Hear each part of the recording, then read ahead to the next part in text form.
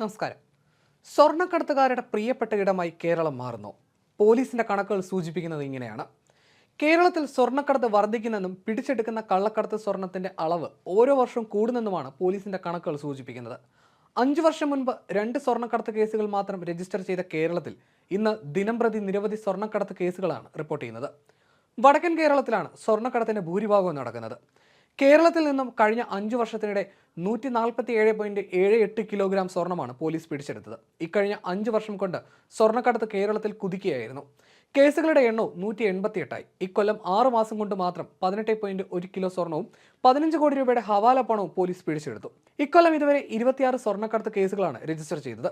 കഴിഞ്ഞ വർഷം 48.73 കിലോ സ്വർണം പിടികൂടി 61 കേസുകളും രജിസ്റ്റർ ചെയ്തു.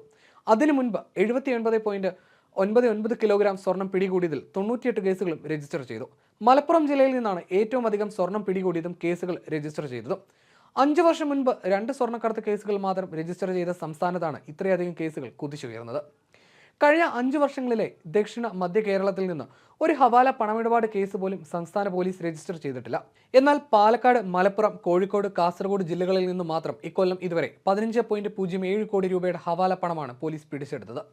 67 കേസുകളും രജിസ്റ്റർ ചെയ്തു.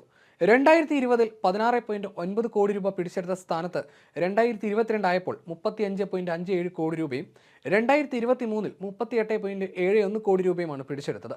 അതേസമയം വിമാനത്താവളമുള്ള തിരുവനന്തപുരത്ത് നിന്ന് കഴിഞ്ഞ 5 വർഷത്തിനിടെ ഒരു കേസും രജിസ്റ്റർ ചെയ്തിട്ടില്ല. എറണാകുളം ജില്ലയിലാകട്ടെ ഒരു കേസ് മാത്രമാണ് രജിസ്റ്റർ ചെയ്തത്.